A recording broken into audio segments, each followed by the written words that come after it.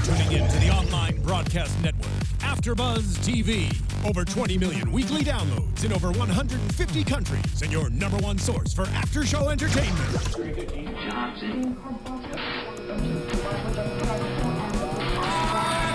AfterBuzz TV, the destination for TV superfans. Producing aftershows for over 300 of your favorite TV shows.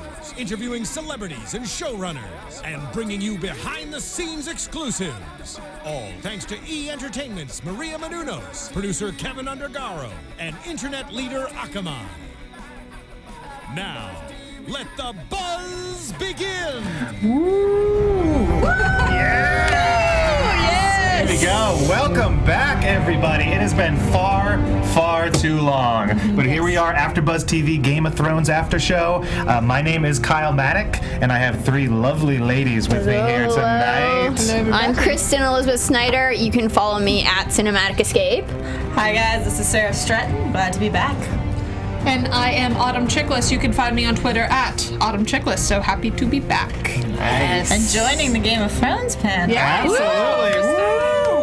Welcome back. You've been with us before. Yes, but not officially on the panel, so I'm thrilled. So fantastic. It's great to have you. Thank you. It's great to have you. And it's great to be back. You were able to survive the long break. Are you happy right now? Oh my goodness. I feel like I'm one of those people who has just been starving for a very, very long time, and someone just gave me like fresh food, you know what I mean? Like, it's fresh oxygen once you're like starting to go under when you're drowning. It's that kind of thing. I am rejuvenated. Nice. Game of Thrones started like embedding itself in my mind in the past like month because we were coming up to it where I would hear words that would sound similar to Game of Thrones words. I remember someone specifically saying "seek," and in my head I heard "reek." Reek, it rhymes with seek. It did not make sense. Like I just watched like actors popping up and like I'm like trying to focus on their name. Like Missandei was just in Furious 7 now, and I was like, She was? Yes. Oh yes, that's right. Exactly. I thought she looked and familiar. So I was like, wow, too much Game of Thrones on the brain. So glad to talk about it. Nice. This episode's title was The Wars to Come. Yes. And we're going to jump right into it. So let's do something we don't usually do with Game of Thrones. Let's go into a little flashback here. We're going to start in King's Landing. We're going to woo back in time to Cersei Lannister. Who apparently has had the same hairstyle since the day she was born. at least since how old was she then? Probably like 10. Yeah, 10. Something 12, like that. yeah, something like that. I think that's the only way that Sarah guessed it was her, right? You were the first one that said, okay, it's Cersei. I had a few reasons. One, hairstyle did not change. At all. It works for her. Reasonable level of like cruelty, not changed. Nope. 3, put the 12-year-old in the V-cut neckline. Even though it's not like the other little girl, has her very demure, like straight across. Cersei just full V. Yep. Gotta have that. She never knows when she's going to run into her brother. Exactly. I just was like mini-me costumes. Straight off. I want to know who the other girl is. Right? That was a little interesting, especially because they didn't mention her name. Right. So I was kind of like, no, it's Cersei. You left me with two wide open questions with our flashback. Who's this other girl? And why did we only get one question from Cersei when she's promised 3? 3. Yeah. Well, she did like follow-up questions. Are you going to She stab did. me? I know. What is this going on? Oh, I didn't even notice. Yeah, that's the problem. I didn't get this. Whoa, where did this come from? Oh my God. Look over, Game of Thrones is here. Just like, I'm ready to speak. You know what? I just want to be prepared. I feel like I'm Arya right now. I'll put it away if you guys are nervous, but like just be prepared. You can just reenact the opening scene here with Cersei if you want. Yes. There we Okay, go. so we're going to cut my thumb. There we go. And then here we go.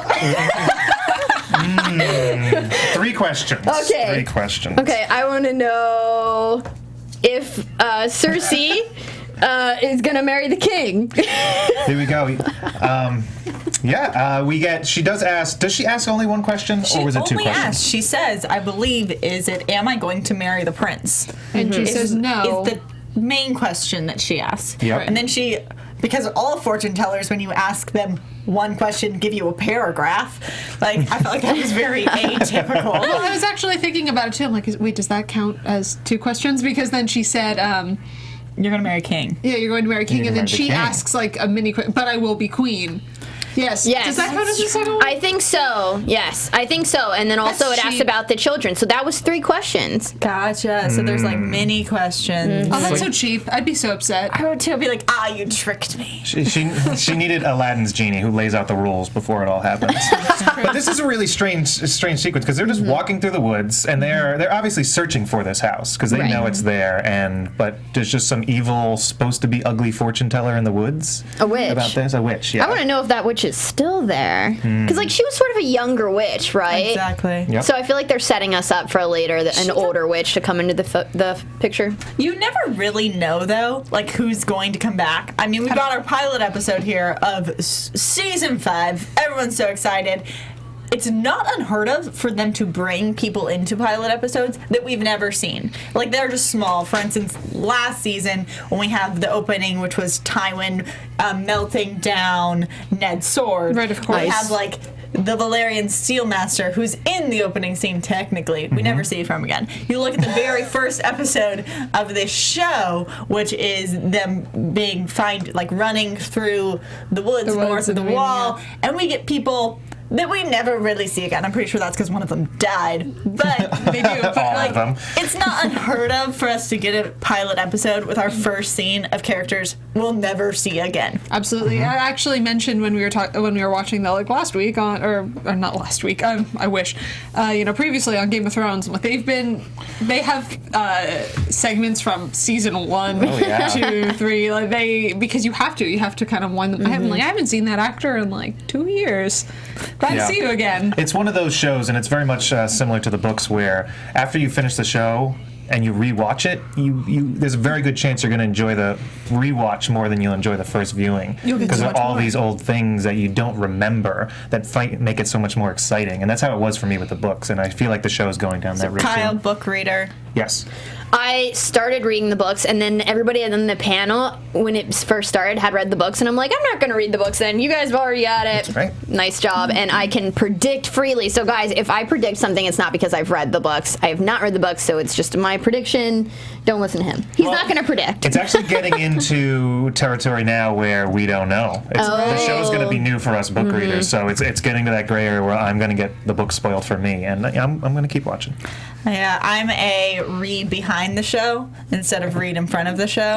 So I do like the books, but I'm still on the first couple because I don't want to pass anything. I also want the freedom to predict. Yeah. Adam, where are you at? I have been told I would love the books, but I haven't. I went through a really kind of moral dilemma because Don't we all? Yeah, I know. I love this series, obviously. And I was so concerned that if I started reading the books, 1, I would just blow through them because I have that tendency. And 2, I wanted, because if I caught up, which would be my tendency, I wouldn't want to know. Like, as it is, anytime anything is spoiled for me, like Red Wedding was spoiled for me. No. It was the worst day of my life, probably. Top 3. And definitely. And I was miserable. So I feel like I just need that. I can't have spoilers. Okay. No spoilers. Well, we're not going to talk about them. No. If Kyle knows something that he read in the book, he's not going to say it. No way. I don't want to do that to anybody. Right. So back to the show. What did you take from the scene? Why did we have this flashback? What do you think? What did you take from it? Well, for me, it also sort of confirmed that Daenerys is going to come to the throne, in my mind, because, everything that she had said had come true, and then she talked about another queen coming to replace her who was much younger. Right. It's an open prediction though, because yes, they talk about a young, beautiful woman taking the place of the queen. I think you jumped into the shadow of that, which is Daenerys, whereas the forefront in Cersei's mind right now is actually Marjorie. Right. And Exactly. her interpretation of that prediction, foresight, whatever, is Marjorie. The audience, of course, is like, but is it Marjorie? I think we have someone else. That's a great point. We also point. have another open question about women in this episode, coming from, obviously, Varys, who also mentions a woman. His is very poignantly pointed at Daenerys, but who knows? Yeah. The shadow underlying that could be, there are other women. You still got Arya, you still got Sansa, you still got... They have these open-ended questions about women in power, but we have a lot of women who can claim that power. It's just we have to see where the story goes. Yeah, especially since, I mean, we all know the show, it loves to take left turns on us and right turns and go backwards a little bit and then like jump ahead 3 steps. So the obvious answer for us as audience members is, of course, Dany. But like you said, there's so many women who, even if Dany ends up on the Iron Throne, who could potentially get there before her, or if not that, it's possible that they could kill her tomorrow. They could kill her next week. Please don't. You know how I love her. But they could kill her next week. That's just the way the show goes. Nobody is safe. And the other thing I wanted to point out is later, when Cersei looks at Marjorie and like is giving her death glares. Obviously, Marjorie's not reciprocating the look, but she's looking at her like flirting with her son, just like glaring. And I didn't make the connection, but of course it would be Marjorie in her head. The young, beautiful woman who would usurp her throne. Well, Cersei's a very what's right in front of me right now, and right now Marjorie is right in front of her. Very much so. That's Which what is she's ironic because that's what she tells her brother. She tells her brother that he's compulsive. Her whole speech to Jaime is like, you don't think about what your actions will cause. And I'm like, yes, this woman plots, but she is also extremely like, has these visceral reactions to things when she's a anyone hothead. goes near her family. So as much as she does plan and she's a brilliant woman, she can't claim that she never acts out of instinct. I think her biggest weakness is that she doesn't see beyond herself. Yeah. So she makes everything about her. Certainly. Yeah, or at least her children. But then I think that goes back to her, I suppose. I loved the line, gold will be their crowns, gold their shrouds, by the witch. And that just, that leads me to believe, what if they all go down?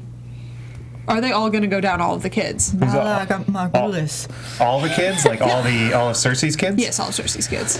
Well, she's got, right now she's got Tommen, who we saw recast, I believe, for a short second, for a hot second. I think that was him. I think that was him. We got a crown. Who else is allowed to wear a crown? Right. And we've got Marcella, who is down in Dorne at the moment. Right. So we've got 2 left. Because she says crowns and shrouds, so it's plural.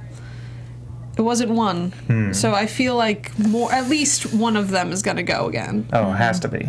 Right? Has to be. This is Game of Thrones we're talking about. And we're in King's Landing now, which is just shrouded with death in general. So Dead Lannisters brings us back to the present here, where we have Tywin Lannister. We have his funeral, and Cersei. Everybody's come from far and wide around Westeros the crazy eye rocks. Were he's those a White necessary? They have them always, though, and every time I'm surprised that they're there. This one was painfully like weird though. They Very look goofy. great on them. It's like when people put They were those just like googly so eyes. bright blue. Yeah, maybe a little less color correction on those. Right, all A right. little bit of the fade filter. Crazy eyes. Crazy eyes. Valencia. So she walks into the funeral here, and Jaime is keeping watch over the body, and they have this whole argument. time. And Jaime is feeling a bit guilty, and Cersei doesn't help with that fact. She's not exactly the most. I liked what she said about at least our other brother killed him on purpose. Because it is kind of Jaime's fault, absolutely. So it's like you can't deny that it's Jaime's fault. I mean, he didn't put the arrow in his father, but He didn't send him up those stairs.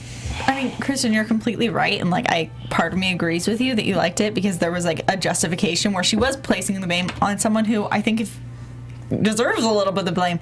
But at the same time, I couldn't help but thinking like, hey, weren't you like last time we saw you telling your father to like F off? Yep. Yeah. You were like, actually, I'm never gonna do anything you want because you're a horrible person. I'm gonna go sleep with my brother. And now you like completely love him again, and it's your brother's fault, and you've totally switched allegiances over like a death. So like more important to than your father or your brother lover is actually your brother who you hate.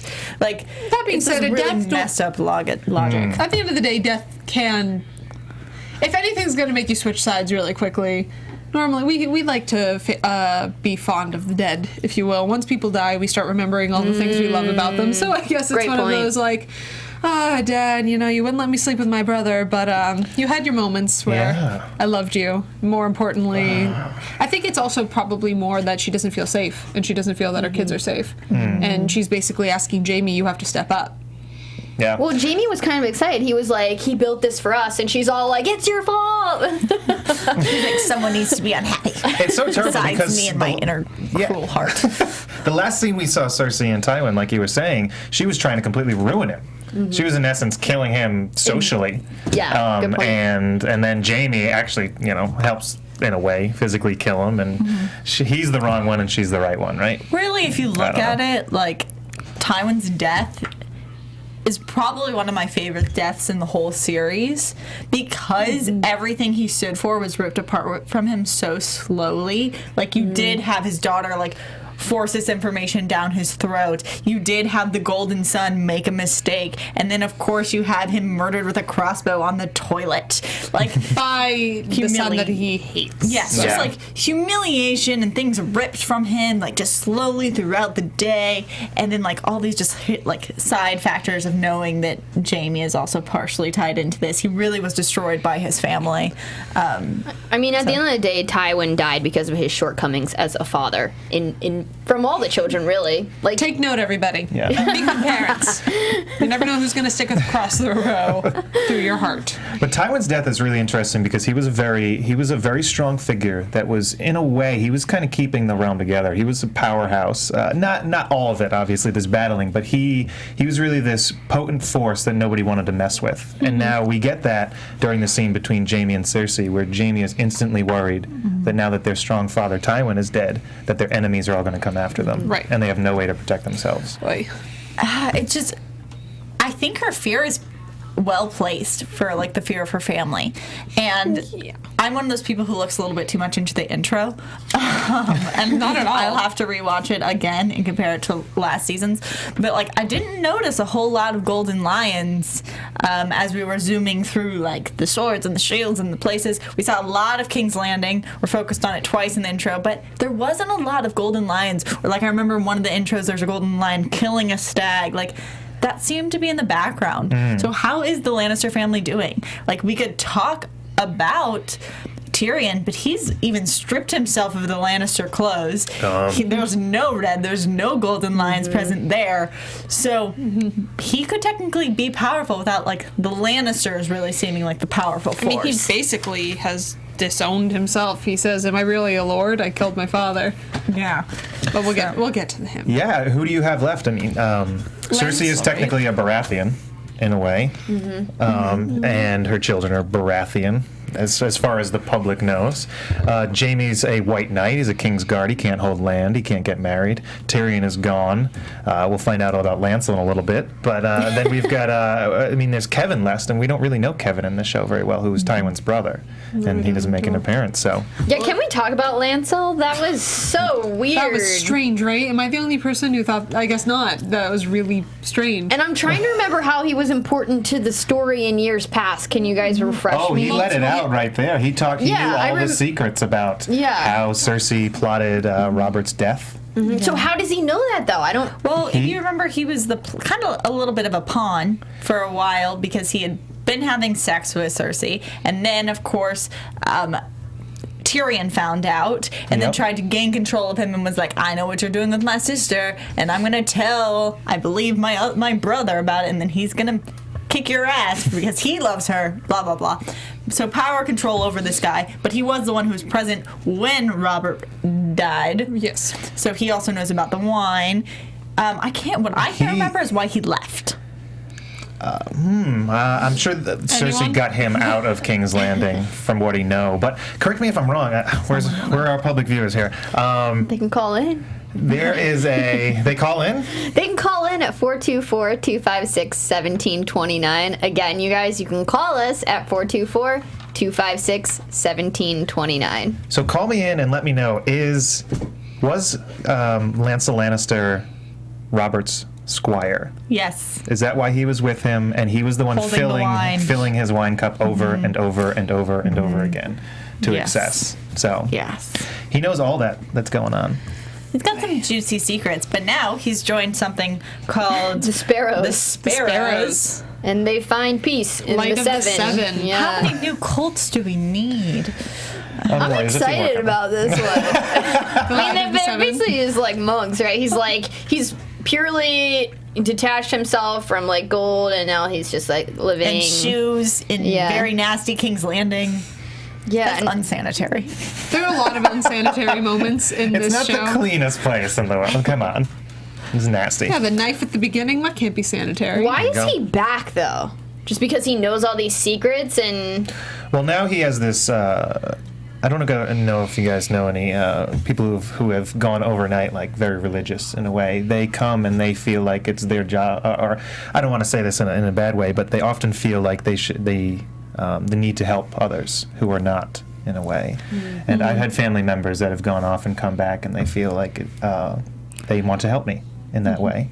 And I feel like he's doing that for Cersei. Gotcha, that makes sense. Also, like, the show has been dominated really by one religion, which is the Lord of Light. Mm-hmm. And it has not only just become a ceiling that people, like, look to or whatever, it is a driving force in the plot. Yes. And now, who knows if it's going to be the sparrows? Who knows if it's going to be believing in the old god, believing in the children who we have north of the wall? Mm-hmm. But now we can see these different religions maybe headbutt, and these different belief systems. And if we're going to have something, we need something to counter the Red Woman and the Lord of Light. Mm-hmm. Right, of course. Mm-hmm. I mean, we've had... It's interesting, the role that kind of cults and religions play in this series, because they're very... I mean, they get specific, but for the most part, you don't know too much about the specifics of all of these kind of belief systems. You just know that they... you have the Red Woman, you have people talking about the old gods and the new, which, I mean, this is something I don't know too much about when it comes to the series, the difference between the two of them, really. And then I guess my question is... the Targaryens, where do they stand? Light of the Seven. They are Light of the Seven. I believe so. Maybe our caller knows. Absolutely. We have a caller. Kristen, you. Caller, what's your name? Where are you from? Hello, caller. What's your name? Where are you from? Hello. Hello. Yes, you're on air with AfterBuzz TV. You were asking about Lancel Lannister? Yes, I was. Yeah, he's Robert Squire. Aha! Yes, thank you very much. Do you know why he left? Huh? Do you know why he left? Oh, I think we lost him. We lost him. Maybe he didn't know. Hey, we have Squire confirmation. The people are listening, Thank Kyle. you very much. If you ask a question, they're going to call and tell us. like Thank you for calling in. If they are the Light of the Seven. I believe so. It's Light of the Seven, especially because King's Landing has the giant sept, which is for Light of the Seven. So that's what leads me to assume that they are part of that religion. Also, it's said in season 1 or season 2 that most people, other than in the north, are in Light of the Seven. Because those are where less of the weirwood trees have been chopped down. Right, I remember and the this. weirwood trees are in reference to the old gods. Right. So, because they had the faces that you can talk to. That's right, that's matched up. The only reason I bring that up, and I wanted to confirm that, I think. as much as again. I think so. It could be wrong, I'm sorry. We will You find can out. call in. And let us know that confirmation. But if that is the case, then you're of course going to see a clash if the Targaryens, which let's be honest, they're going to. We're going to see them meet in the middle, because Dany's gearing up to go. But does Dany have a religion? Well, if she is part of the Targaryen clan, then even if she would go with the Seven, I But assume. she's been separated since birth. But just because she doesn't necessarily follow the religion doesn't mean that she won't accept it. And because if it's the religion of the people that she is ruling, it would make sense that if she doesn't promote it, she at least kind of allows it and accepts it. And so you're going to see that clash, absolutely. Were you guys interested in Loras at all? Loras and Marjorie. They didn't do too much, but we get Marjorie's plotting a little something. I love the sexual tension. I know. That was weird. It's great. There you go. I thought they were going to have a threesome. They hinted about that a long time ago. And I was like, maybe it'll happen here. Yeah. At one point, probably. Let's be honest. They've now teased it twice for We're just going to be like, up, and here it is. There Okay, it is. there it is. Applause. But we get the marriage is still on between Loris and Cersei. But he doesn't feel like it's gonna happen. Yeah, but he wants it more than Marjorie does. Marjorie in has a a way, plan. because he wants to get her out of there for his sister. I don't think he necessarily wants to marry her, but I think he was kind of making the point to her. Yep. Like, oh, really? You don't want me to marry her because if I do, then she gets to get out of here. I think it was more of a pushing his sister's buttons almost. Yeah. I think it's just funny that he operates with a I don't care, I'm in King's Landing, I'm going to have no secrets, which is like very different. The only person we've seen anywhere close to that was probably Ned Stark, because he was just like, everyone knows my business, I'm not going to hide anything. We're in He's King's noble. Landing. Might as well just spill it all out there. I mean, Yeah, but it didn't really end up too well. Oh. And it may not for Loris. All right. Well, we'll find out. well, let's leave King's Landing and let's head over Okay. to Pentos with everyone's favorite father killer. No. No, he's my favorite father killer Oh, of there all we times. go. Absolutely. Very I will nice. stand firmly behind. Tyrion That and man. Varys. They are at Illyrio Mopata's house over in Pentos. And he's finally getting out of the box. That we have this disgusting story about what he's been In my doing. head, I just heard, out of the box. Out of the box. Wow. TBT. Yeah. Sorry. So he's finally freed from this little prison, and right away we get all this stuff from Varys about how he's a Targaryen supporter. Did we know this already in the show? I mean, I think that's why he was spying on her all those years, and why he sent Jorah to spy on her. Oh, we have another caller. No, we do. We do. Caller, what's your name? Where are you from?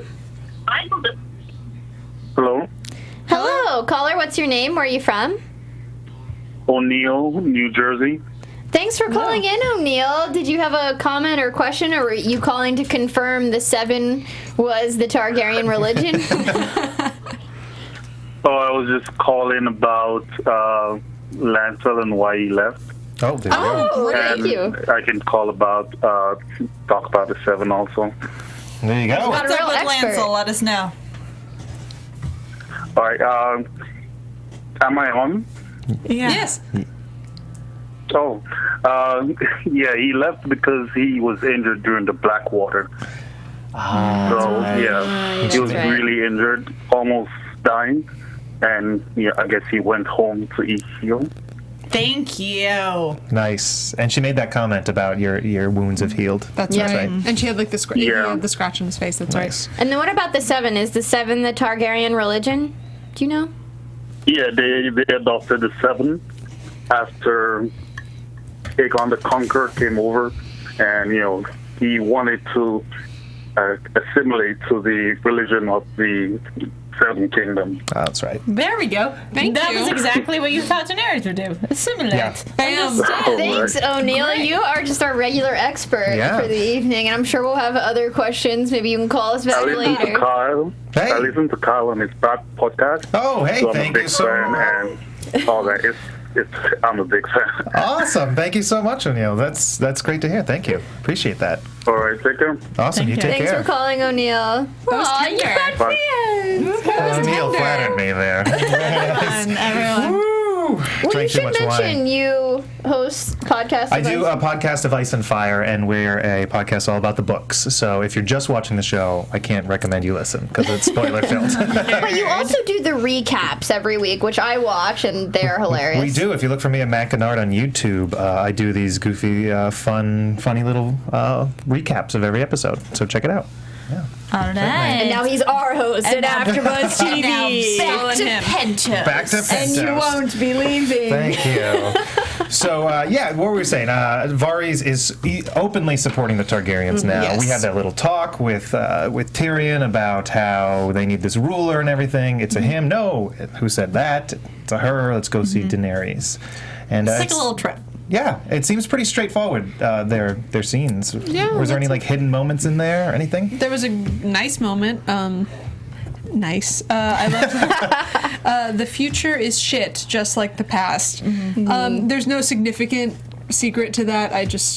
I enjoyed that moment. There is. It's called creating a good TV show that will actually allow you to have some comic relief with very serious conversations, which is one of the reasons this show is so good, because they covered so many places today. They covered so many people. All we're talking about is death and burning people and power and maybe getting eaten by your own dragons. And I laughed out loud several times. You need moments to talk about shit. Yeah, I was guffawing once in a while. Like, I think he said that. I mean, maybe I'm just really terrible. Well, something that echoed the past is the shit and the future is shit is the fact that he kept drinking and puking and then drinking again. So it's like his past is shit and his future is going to be shit if he keeps on. I felt like I was in a frat house. I felt like a frat house. What I don't understand is how Varys thinks that Tyrion can maybe help guide Daenerys. Is that why he wants them to join up, because she needs a true guide? I mean, he's brilliant. He has insights to the Lannisters and King's Landing that no one else really has. The good, the bad, and the ugly. And he could absolutely provide a very stable understanding and kind of the book side that she doesn't possess right now, especially now that she's kind of been... so is he her missing link to the throne? If he would have to do it from the shadows in a way, because if she came over to Westeros with this guy who killed his own father, no, he'd have to Cyrano the hell out of it. Oh, he'd have to, totally be under wraps. He'd be in the bushes the whole time. But he could totally do that. Yeah, he could just sit in the crate and be like through the shithole, just be like, hey, you're making the wrong choice. I think though that there's also the brains to this, where like. You look at Varys and you look at the relationship he's had and the closest people he's ever had to friends, and they're never like friendly. Like, you look at, he has kind of had this slight friendship with Tyrion, whether it was when he tried to save Shay, and like, for instance, like, who would you consider Varys' closest friend? Illyrio. Well, yes, he's sitting here. That is a good point. Wow. All right, he's got one friend. But exactly, he needs allies too. Like, I think you need to surround yourself with people with power. He doesn't know what's going to happen at home with the Lannister family. Tyrion might have killed his father, but he still has a powerful name. He still at one point was like the voice of Hand of the King. Like, the public knows who he is. If you're putting together people and you really want peace, if that's his true goal, if he wants to be part of this power, then he might need to start creating friendships. He might need to start creating relationships. Well, the thing is, I think that he is creating friendships just by helping the right people out. And regardless of whether or not it's just for selfish reasons or because his motive legitimately is for the good of the country, he is placing, at least for me, my two favorite characters together. So I am like teen Dany plus Tyrion right now. So what's that ship called? What is that ship called? Awesome. Team Dany and Tyrion. Team awesome. Deterian. No, that just sounds too much like deteriorate, and I don't like the odds of that. Okay, we'll try Tyrion first. Tyrion. Tanny. How about Tanny? Tyrion and Dany. Sounds like a Valley Girl name. Do you think it's going to be that easy for him to just get over there with Varys and nothing get in is front easy. of I mean, like Sarah was saying, what are they going to do? Just walk in and be like, hey! Yeah, what are the challenges that are in front of them? Daenerys has trust issues. I don't blame her. I mean, maybe they can just ride in on Drogon's back. And here's the... He probably knows how to control the dragons. Is that what you're going to say? They're some of the smartest people in King's Landing, and they've read every book. Oh, he has read every book about dragons. So he knows how to... he knows how to ride the fucking dragons! Oh, is he going to teach Daenerys how to train your dragon? How to train your dragon. I got real excited. He's seen the movie. This was the book that the movie was probably originated on that he read. Who knows? Fan theory. We've got some really smart people, and we have Daenerys, who does have one problem. She has three, actually. Three dragons. But okay, here's Tyrion. He comes up to Daenerys. Hey, who's this guy? He's a Lannister. They don't Daenerys. They don't have to say that. He's an ex-Lannister. Barristan. Barristan is there. He knows who Tyrion is. But Tyrion killed his father.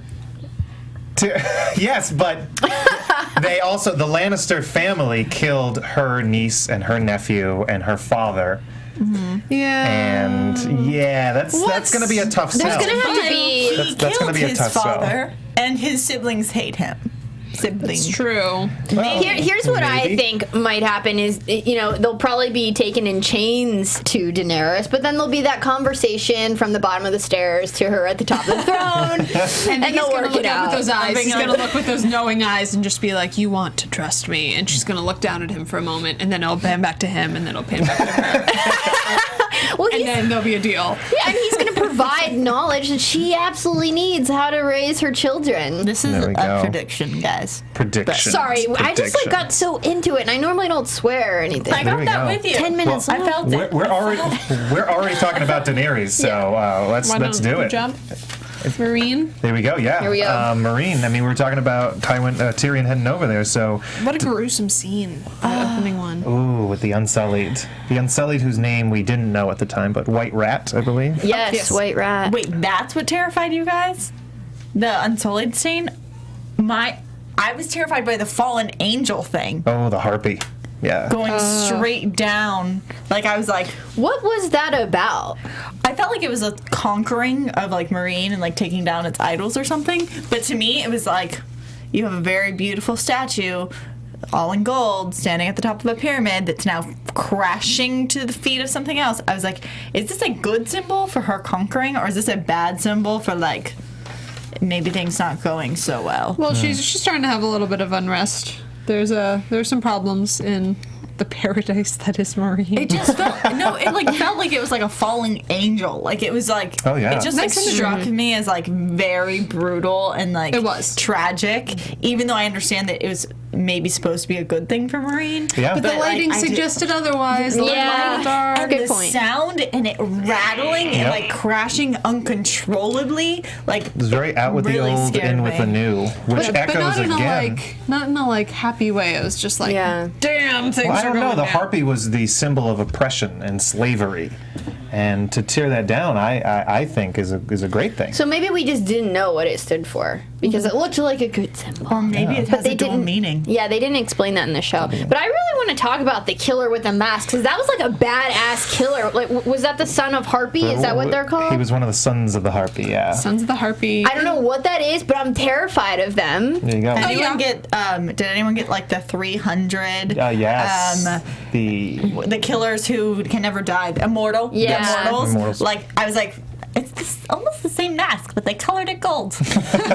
Same prop Looks house. familiar. It was creepy to begin with because he goes into a brothel and is like same as usual, and she gets naked. He's like, "You don't have to do that." And then she's like cuddling him, Just about the cuddles. and petting him and humming. Like this is. I want to go to this brothel. I want to go to a It's cuddles. just comforting Some there. guys just want to That's cuddle. like okay? for those of you who haven't been to brothels, I mean that's basically what they do there. Thank you, Kristen, News to me. our resident brothel expert. Yeah, that's all they do in brothels. Okay. Just cuddle and sing to you, really. I would go to a cuddle singing brothel. I think I would. Yeah. I'd pay good money to be cuddled and sung to. Why not? It was beautiful. It was kind of a beautiful moment. And later on, when Missandei goes to Grey Worm, we get, "Do you know why he did this?" And I feel like Grey Worm knew, and he just didn't want to say anything. He's been cuddling. Well, okay, what I'm been cuddling. confused about, like, Grey Worm's not really coming clean about whether they have parts or not. And that's clearly the question she's asking is, why would he go there if he doesn't have the parts to perform the task? So Yeah. I'm still not sure what Unsullied mean, and we haven't really got a clear answer yet. No, Didn't? we're not sure. Well, they're not supposed to have the parts, but we just haven't seen proof that they don't. We haven't seen the full-on proof, but can we see the full-on proof? Is HBO I think that? in this, Well, not if it's gone. I think maybe that nothing to see here. Is that what you're telling me? we could have a clearer answer because as of now, we don't know that they can. Like we don't know if they can or can't. We guess have like not. one guy who seemed to want some sort of mother cuddle figure, but he was being flashed by multiple people, so maybe true. it's up in the air. Well, I just don't. Can you guys just give me an idea why you think they killed him? Yes, they are. Oh goodness! I think we gotta wrap up Saturn real quick, but I think that we were told we could go a little bit long today, so we'll check in with that. But going back then too, who knows what these people are doing except for revolting and causing Daenerys more trouble, just like she had trouble in another city. But supposedly, what's his name went and fixed that. Thank you. Wrap-up. Well, there we go. I got it. Okay. Moving Now on. they're having sexual intercourse there, and something about fighting pits. Oh yeah. Oh my God! Yes. Yeah, that whole speech. Which, by the way, I was just kind of watching, going, "Wow, I really, really love this." The fact that whole speech about how he was sold into slavery, his mother sold him into slavery, and then he rose to fame. You mean the fighting plot pits. from Gladiator? Yep. Kind Yes, of. pretty much, I guess. Yes. Together for 300 Gladiator, There you go. Game of Thrones. So now yeah. Daenerys has to decide if she's going to reopen them. Who or wants not. the pits? I want the pits. I want love the pits. Gladiator. I kinda want the pits. Come on. It's just We all gonna want the pits. lead to some awesome scenery. So I'm not saying I Nice. condone this in real life, No. but for the sake of this show And I want TV. the pits. There we Yeah. go. Yes. So let's quickly, I guess, head over to the Wall and Jon Snow, and we got. There we go. Round of applause for Jon Snow. Very nice. So yeah, the big moment here is that Stannis offers the wild. He offers the wildlings a chance to come south of the Wall, join his army to help root out Roose Bolton from Winterfell and everything, and he will give them land and he'll give them places and he'll welcome them in without killing them because they're wildlings. Yes. So that's a big thing, and that's the offer that Jon Snow has to give to Mance Rayder. Yes. And all Mance has to do is kneel. And what did you guys think about that? Quickly, I know we're running out of time. About Should have the he kneeling? kneeled? I think that he was right. I don't think he could kneel, especially when they kept turning the camera to Giantsbane, and you could see that steadfast look of like, we're with you. I think that there was just this powerful acknowledgement between Mance and between Stannis that it was like, we were kind of talking about it, where they're both kind of like, we kind of respect and like each other. But this relationship is not going to work out, and It's one like- of us has to die. Yeah, it's purely business, and I really would love to get a beer with you sometime, but I kind of have to burn you at the stake. So I can take all your friends. Don't It take was. it personally. It's business. I'm sure we'd get along in another But life. now that he's gone, that opens up the leader for the wildlings, which, I mean, I kind of felt like, can we just talk about it? After Jon shoots Mance with the arrow and puts him out of his pain, I just felt like at that point, maybe there's not a place for him at the Wall and he should go lead the wildlings. I would How be do you guys? so down to see Jon Snow leading the wildlings. Will they accept him? It would take some serious... Well, I think this helps. I mean, This helps. This will gain him respect. well, there was a throwaway line that was very easy to miss in this, where we find out Sir Alistair's back, and then he walks by, and I think it's Sam Tarley. He says, "Sir Alistair is in the running." Oh yeah, I remember that. And that leads me to think, I mean, what's he talking about? What's going on? Okay, well, I don't think the wildlings would accept Sir Alistair as their leader. Well, I don't think they were obviously. talking about wildlings, but I think they're talking threw about it. for the next. They were talking about last season how there is an election because Alistair was the acting commander, we go. but he was never like voted in, and that was one of the reasons that they sent Jon Snow back to get Craster's keep because they were plotting to kill him. They wanted him to fail. They wanted him to die so that people wouldn't rally around him whenever this said election would happen. There we go. So I think in the running, that's what they're talking about, electing the new commander of the Night's Watch, because Alistair Thorne is just acting commander. So I think that might be the running they're talking about. Who was the commander? That's what I took it to be. Mormont. Jorah's death. Yeah, and everything's been so crazy That's since his his dad, death. They haven't had a think so. chance to Uncle elect a something new one. relative. I think that's important very- to point out. Yeah. Yeah, and just kind of, I mentioned this before filming that every time Jon Snow does something noble and wonderful, my heart melts for him a little. I was not an original, like, I always liked Jon Snow. I was not one of the people who swooned for him originally.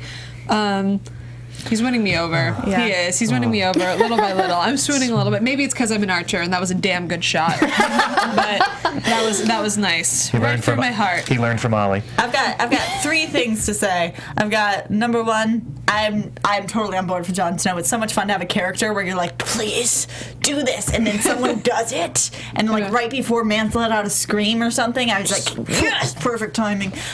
Number two, intro thing. I mean, last season we saw Winterfell up in smoke. Finally, we have it taken over. It looks a little bit rebuilt, except for there's a flayed man on it, but the werewood's still there. I'm like, hopefully not. I think I give it 3 episodes and it's up in smoke again.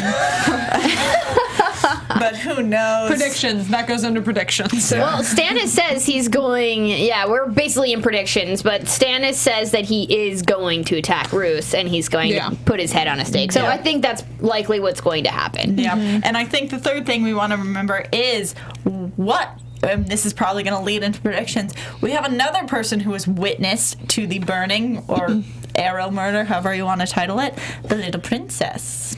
Oh, who yeah, they were making a very specific, multiple reaction shots of. Shireen and her crazy mama. Her crazy mama who's just like smiling ear to ear. Well, she loves people burning. That 2-shot that just kept happening. It's significant. We have to remember that the Red Woman plots. She tried to plot with Jon, I'm a virgin. Who knows how that impacts. And she also has said that we need to bring the little princess with us because she has an important role to play too. Oh. So these things are probably she's there. Might happen this season. Let's find out. One thing we did not talk about really quickly, and how did we not in Marine? We didn't talk about the dragons.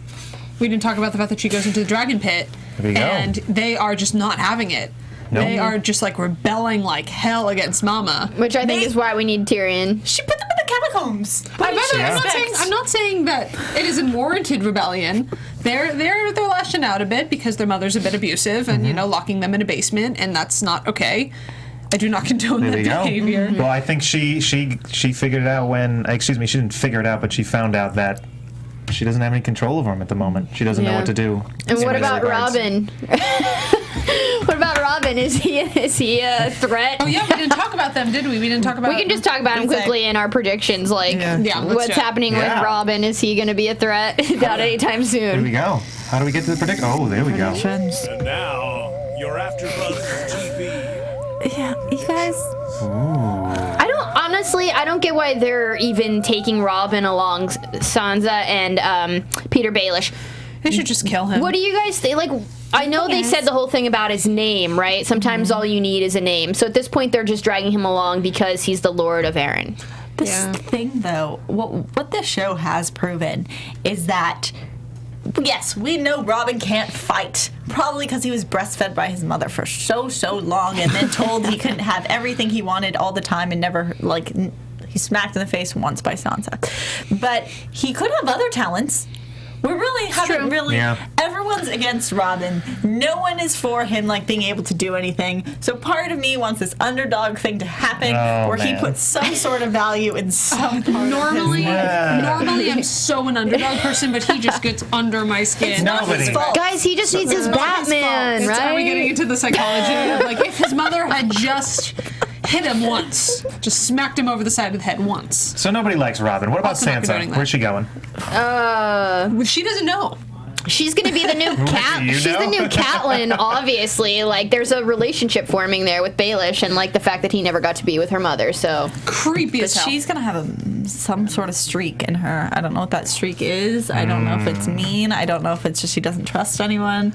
But there's a reason why Catelyn said no, and Sansa seems to be saying yes. Yeah. Well, I mean, think about Sansa. Think of what she's gone through, and up until now, she's kind of been whining, or people's biggest complaints with her that she's whiny. She doesn't do anything. She never does anything.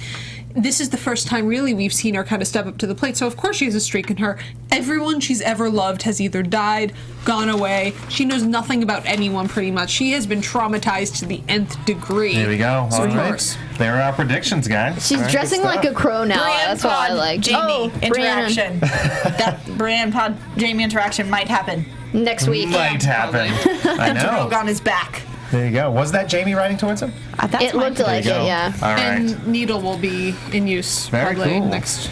Well, thank you guys so much for watching this episode of AfterBuzz TV Game of Thrones recap. Here we go. So we are on iTunes and we're on YouTube, and you should rate and subscribe and comment away. We love to read them and hear them. So definitely get on that. So. And next Sunday we'll be here again at 7. Yes, we'll be here at 7. There we go. Yeah. And I'm Kristen Elizabeth Snyder. You can follow me at Cinematic Escape. I'm Sara Stretton. You can't follow me on Twitter, but please tell us what you want us to do with this show. It's a new season. We love your comments. We want to know what you want to hear from us. So glad to have you all back. And I'm Autumn Chiklis. You can find me on Twitter and Instagram at Autumn Chiklis. Oh, there we go. And I'm Kyle Maddock, and you can find me pretty much anywhere online at Mad Canard, like the duck. Bye, guys. Don't kill people, Kristen. From executive producers Maria Menounos, Kevin Undergaro, Phil Svitek, and the entire AfterBuzz TV staff, we would like to thank you for listening to the AfterBuzz TV network. To watch or listen to other after shows and post comments or questions, be sure to visit AfterBuzzTV.com. I'm Sir Richard Wentworth, and this has been a presentation of AfterBuzz TV. Buzz you later. The views expressed herein are those of the hosts only and do not necessarily reflect the views of AfterBuzz TV or its owners or principals.